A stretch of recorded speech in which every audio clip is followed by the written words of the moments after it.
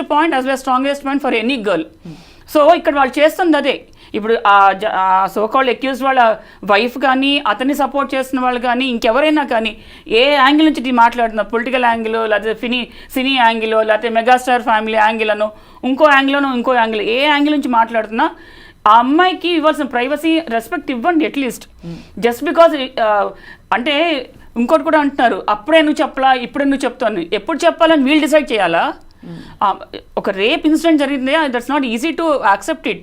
అంటే correct ma'am, వీళ్ళు చెప్పరు, ఎవరు చెప్పకూడదు, సోషల్ మీడియాలో ఇది కామన్ ఇలా కామెంట్లు చెప్పడం కంక్లూడింగ్ ఇట్. అంటే గౌరవ కోర్టు ఎలా పరిగణిస్తుంది ఈ ఫ్యాక్ట్స్ ని, ఈ డేటాని అని తెలుసుకునే ప్రయత్నం ఖచ్చితంగా అన్ని కన్సిడర్ చేస్తుంది, ఏ ఫ్యాక్ట్ ని వదిలిపెట్టదు. అంటే 5 ఏళ్ల తర్వాత తను కంప్లైంట్ చేసింది, బట్ ఇందులో ఇంత తావు ఉంది, లేకపోతే దీనికి తావు ఉంది, ఈ సంఘటనలు జరిగినట్టు కనిపిస్తున్నాయని చెప్పి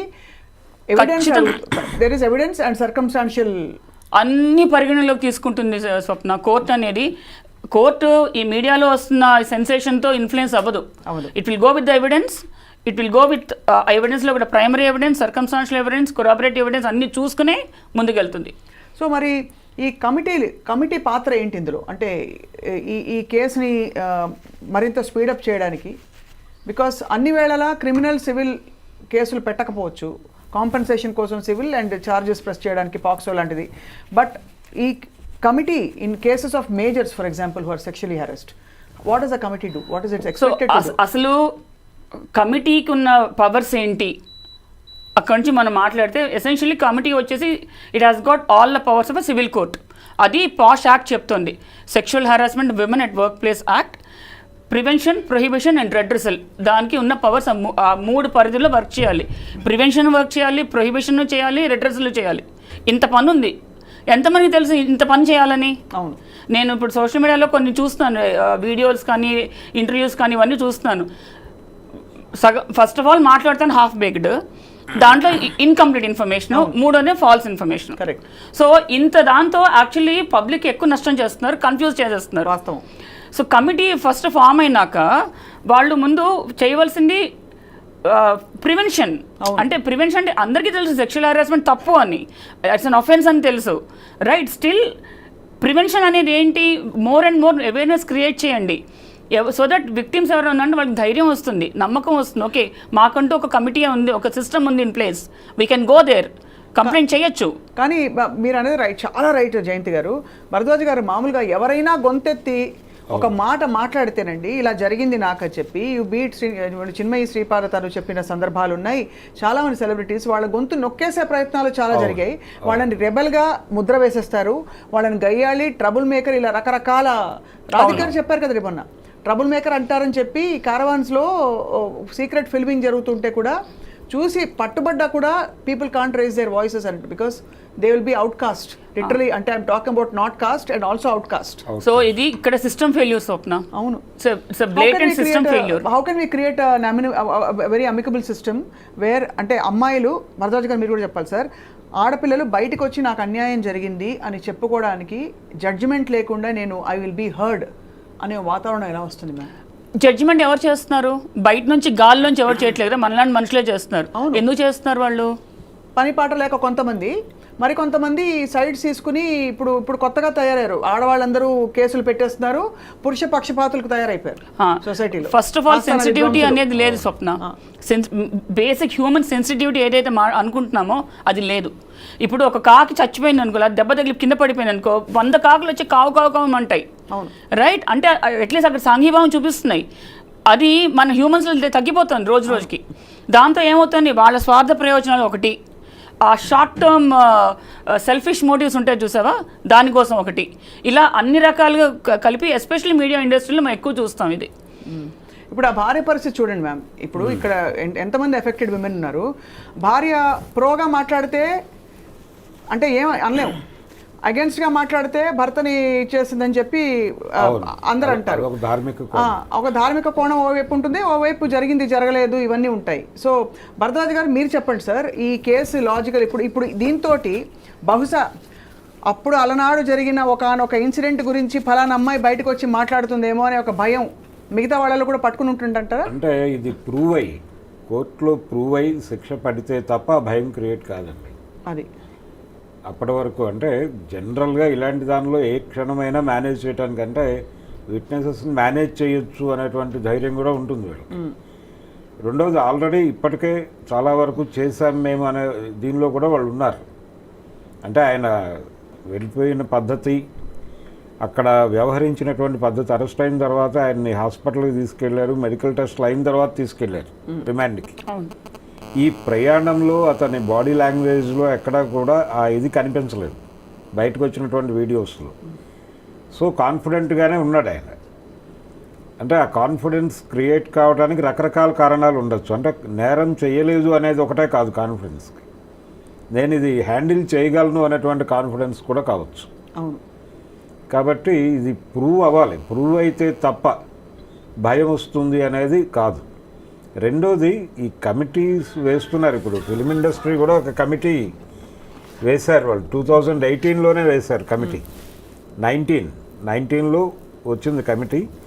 అయితే సమన్ చేసేటువంటి కండిషన్లు, ఆ పవర్స్ ఉన్నాయా కమిటీకి అనేది ఒక ప్రశ్న. ఇలాంటి కేసెస్ అంటే ప్రతి చోట, ప్రతి కంపెనీలోనూ ప్రతి చోట ఈ రకమైనటువంటి హెరాస్మెంట్ ఉంటుంది అనేది అర్థమైంది. కాబట్టి దీనికి ఒక ప్రత్యేక వ్యవస్థ ఉండి ఎవరైనా వెళ్ళి కంప్లైంట్ చేస్తే సమ్మన్ చేసి పిలిచి మాట్లాడేటువంటి కండిషన్, ఆ పవర్ ఉన్నటువంటి వ్యవస్థ కావాలి. అంటే ఒక కోర్టు అవసరం ఉందేమో అనేది నా పర్సనల్ ఒపీనియన్. కోర్టు తప్పకుండా అవసరం సార్. అండ్ మోర్ ఓవర్ అసలు ఇప్పుడు ఒకసారి ఒక కంప్లైంట్ వేస్తే అది దాని మీద నెక్స్ట్ యాక్షన్ స్టెప్ జరిగేలోపు ఒక 3 వారాలు 2 వారాలు కమిటీ మెంబర్స్ అందరికీ కుదరక రకరకాల కారణాల వల్ల ఎవ్రీథింగ్ గెట్స్ డిలేడ్. ఆ డిలేలో ఆ కన్విక్షన్ నీరు గారిపోతుందండి because of so many influences. నీకు అవసరమా, ఇప్పుడు అయిపోయింది ఏదో అయిపోయిందని మొదలుకొని చాలామంది రకరకాలుగా చెప్తారు. నోబడీ ఆస్క్స్, అలా ఎంకరేజెస్ యూ, నువ్వు వచ్చి వెళ్ళి మాట్లాడు బయటికి అని చెప్పి. సో ఖచ్చితంగా I think this is something that has to be addressed right away. అయితే ఒకటే అడుగుతాను సార్ అండ్ మేడం మిమ్మల్ని, sexual harassment at work place అని అనడానికి ఒక 5 పాయింట్లు చెప్పండి ma'am. I'm being harassed, I need to escalate అని ఒక అమ్మాయి తెలుసుకోవడానికి. బికాస్ చాలా ఏరియాస్ గ్రేగా బ్లర్డ్గా ఉంటాయి, starting from comments, personal comments. So sexual harassment at work place నేను మీడియాకి లిమిట్ అయ్యమని చెప్తాను. ఎందుకంటే మన కేసు ఇప్పుడు మన మీడియాకి సంబంధించిన కేసు కాబట్టి ఇక్కడ ఏంటంటే వాళ్ళకి ఒక పర్టికులర్ వర్క్ ప్లేస్ అనేది ఉండదు. ఎక్కడ యూనిట్ వెళ్ళి ఎక్కడ షూటింగ్ జరిగితే అదే వర్క్ ప్లేస్ అవుతుంది. లేదా ఒక పర్టికులర్ ఆఫీస్లో కూర్చొని వర్క్ చేస్తుంటే అక్కడ అది వర్క్ ప్లేస్ అవుతుంది. లేదా ఒక స్టూడియోలో, ఇప్పుడు మన స్టూడియోలో ఉన్నాం, ఇది వర్క్ ప్లేస్, ఇది ఒక వర్క్ ప్లేస్. ఇక్కడ ఈ స్టూడియో పెద్దలు ఉంటారు కదా, స్టూడియో ఎవరైతే యజమాన్యం, వాళ్ళందరూ కూడా ఏం చేయాలంటే ఫస్ట్ ఎవరైతే ఈ వర్క్ ప్లేస్లోకి వస్తున్నారో ఇది సేఫ్ ప్లేస్ టు వర్క్ అని ముందు అష్యూరెన్స్ ఇవ్వాలి. అవును, నెంబర్ 1. అంతేకాకుండా సెక్షువల్ హారాస్మెంట్ అంటే ఒక మిత్ ఉంది స్వప్న, ఏంటంటే ఫిజికల్గా చేస్తేనే అని, అంటే ఫిజికల్ ఇంటిమసీలోకి వెళ్తేనే అని కాదు. ఒబ్సీన్గా ఏమైనా పిక్చర్స్ షేర్ చేసినా, ఫొటోస్ పెట్టినా, ఒబ్సీన్ రిమార్క్స్ పాస్ చేసినా, దట్ ఒబ్సీనిటీ ఇంక్లూడ్స్ మన బాడీ వెయిట్ గురించి బాడీ షేమింగ్ చేయటం, కలర్ ఆఫ్ ద డ్రెస్, మన colour complexion, height, weight, body weight, దేని గురించి మాట్లాడినా that comes under sexual harassment. Right. Okay.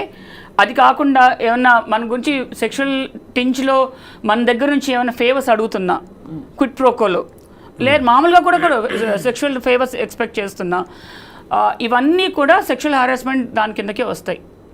Right.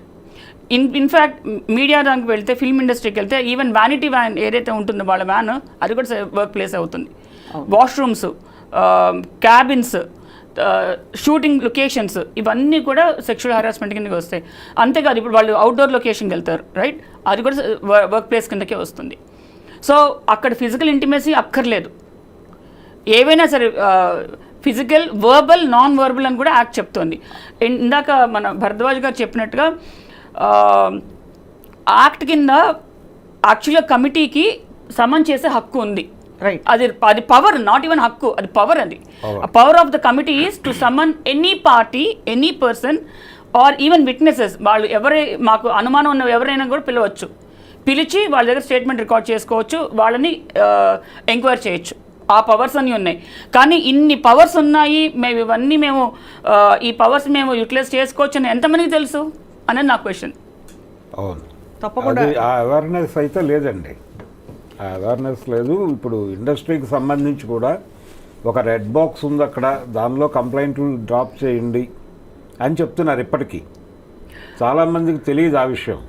కానీ ఏ రెడ్ బాక్స్ సార్? ఆనెస్ట్గా చెప్పనా సార్, ఇది సినికల్గా ఉండడం కాదు, కానీ గగ్గోలు పెట్టి గొంతు చించుకుని అరుస్తుంటేనే లక్ష ఏకరులు పెడుతున్నారు. అయ్యో ఇలాగా అప్పుడు ఎందుకు చెప్పలేదు, ఇలా అయితే ఆ రోజు ఎందుకు మాట్లాడావు, ఇవన్నీ చెప్తున్నారు. మరి ఒక రెడ్ బాక్స్లో ఒక కంప్లైంట్ వచ్చి వేస్తే అది కూడా పెద్ద పెద్ద వాళ్ళ మీద, ఇప్పుడు ఒక జానీ మాస్టర్ అంటే అతను పెద్ద ఒక చిన్న అది పక్కన పెడితే బాగా పెద్ద పెద్ద వాళ్ళు ఇన్వాల్వ్ అయిన అనేక సెక్షువల్ క్రైమ్స్ 100 జరుగుంటాయి దేశవ్యాప్తంగా ఉన్న ఫిల్మ్ ఇండస్ట్రీలో అని చెప్పి అది ఇండస్ట్రీ రిపోర్ట్సే చెప్తున్నాయి. ఇది మనం చెప్పేది కాదు. ఎవరైనా ఒక్కళ్ళ మీద యాక్షన్ తీసుకోగలుగుతారా సార్? లేదండి. అంటే దీనిలో ఇది ఒక కల్చర్గా మారిపోయి నడుస్తున్నటువంటి సందర్భం ఉంది సినిమా పరిశ్రమ. ఎందుకంటే అప్పటి నుంచి ఆ కాలం నుంచి ఉన్నది ఇది ఇప్పుడే నార్మలైజ్ చేస్తారు దాన్ని. అంటే మనకి చరిత్రలో కూడా ఉందండి. ఇప్పుడు కాంచనమాల వర్సెస్ జెమినీ వాసన్ అనేటువంటి స్టోరీ అందరికీ తెలుసు. అక్కడి నుంచి మొదలు పెడితే అంటే ఒకసారి ఒక చిన్న ప్రైవేట్ టాక్లో ఒక డైరెక్టర్ గారితో మాట్లాడుతుంటే ఇలాంటిది ఉంటుందా అంటే ఆయన చాలా క్యాజువల్గా మేము చాలా డెమోక్రటిక్గా వ్యవహరిస్తాం ఇలాంటి విషయాల్లో అన్నాడు ఆయన. అని ఒకవేళ హీరో గారు హీరోయిన్ అంటే అవుట్డోర్కి వెళ్ళినప్పుడు ఆయన అడిగితే మేము ఆయన అభిప్రాయాన్ని చెప్తాము, ఆవిడ అంగీకరించకపోవచ్చు కూడా. ఒక్కొక్కసారి అంగీకరించకపోయినప్పుడు ప్రాజెక్టుకి ఆవిడ అవసరము అనుకుంటే ఆవిడని డిస్టర్బ్ చేయం, ఆవిడ అభిప్రాయాన్ని గౌరవిస్తాం. ఆవిడ ప్రాజెక్టుకి అవసరం లేదు అనుకుంటే మాత్రం తీసేసి ఆ క్యారెక్టర్లో ఇంకెవరినైనా పెట్టి తీసుకెళ్తాం అన్నాడు ఆయన. అంటే దీన్ని డెమోక్రటిక్గా వ్యవహరించడంగా చెప్తున్నాను ఆయన. అది కండిషన్ అక్కడ ఉంది. అది ప్రాబ్లం ఉన్నమాట వాస్తవం. అయితే ఈ ప్రాబ్లం వలన సఫర్ అవుతున్న వాళ్ళు దీన్ని ఎలా అడ్రస్ చేయాలి, ఎక్కడ ఎవరితో చెప్పాలి అనే దానికి సంబంధించినటువంటి అవేర్నెస్ ఉందా లేదా అనే దానికంటే కూడా ఇది కెరియర్కి సంబంధించిన వ్యవహారంగా మార్చేస్తున్నారు. అంటే మీ కెరియర్ ఉండదు, ఇక మీరు దానికి అష్యూరెన్స్ ఇస్తూ కొంతమంది మొన్న ఈ అమ్మాయిని సోలో కొరియోగ్రాఫర్గా తీసుకుంటామని చెప్పారు. ఇప్పుడు వాళ్ళని ఈ కేసు వెనకాల అంటే జానీ మాస్టర్కి వ్యతిరేకంగా పనిచేస్తూ ఈ అమ్మాయిని వాళ్ళు గైడ్ చేస్తున్నారు, వాళ్ళ హస్తం ఉంది అనేది ఒక స్టోరీ బయట మనకి. అంటే ఇదే అంటే ఈ మాట్లాడే సమాజం అంతా కూడా వాళ్ళ ఇంట్లో ఆడపిల్లలకి జరిగితే ఏమిటి అని ఆలోచించే పరిస్థితిలో కూడా సిగ్గుపడాలి, జాలిపడాలి వీళ్ళందరినీ. అంటే అట్లీస్ట్ మీరు అన్నట్టుగా ఫేర్ ట్రయల్ ఇచ్చి ఎవరు దోషి నిర్దోషి అని చెప్పట్లేదు, కానీ కోర్టు గౌరవ కోర్టు పరిధిలో ఉంది, మనం అప్పుడే కామెంట్స్ పాస్ చేయదనే పాయింట్ కూడా రాలేకపోయారు అందరూ. సో ఫైనలీ మ్యామ్ జయంతి గారు, ఇవాళ అంటే ఇన్ని కమిటీస్లో సభ్యురాలుగా మీరు ఉన్నారు కాబట్టి మిమ్మల్ని అడుగుతున్నాం, ఏం చేయాలి ఒక అమ్మాయి హెరాస్మెంట్ జరిగితే? తనకి ఒకవైపు సర్వైవల్ ప్రాబ్లమ్స్ ఉండొచ్చు, వాళ్ళ పేదరికము ఇంకోవైపు నాకు ఎవరు మద్దతు పలకరు, ఐ వోంట్ బి హర్డ్ అనే ఒక కాన్ఫిడెన్స్ ఉండొచ్చు, ఒక డిఫరెంట్ మోడ్లో చెప్పకపోవచ్చు. What do you suggest? So Swapna, నార్మల్గా కంపెనీస్లో అయితే ఈ ఐసీ కమిటీ అనేది ఒకటి ఉంటుంది అండ్ ఖచ్చితంగా చేయాలి. ఎందుకంటే ఈ కంపెనీస్ అన్నీ కూడా end of the financial year వాళ్ళు ఆర్ఓసికి, రిజిస్టర్ ఆఫ్ కంపెనీస్కి, మినిస్ట్రీ ఆఫ్ కార్పొరేట్ అఫైర్స్ వీళ్ళందరికీ సబ్మిట్ చేయాలి, రిపోర్ట్ సబ్మిట్ చేయాలి. అలాగే ఫైనాన్షియల్ రిలేషన్షిప్లోకి వెళ్ళవలసిన పరిస్థితులు క్రియేట్ చేశాడా అన్నది కూడా చూస్తారు కోర్టు. రైట్. ఆ పరిస్థితులు క్రియేట్ చేశారా అన్నదే అక్కడ బేసిస్.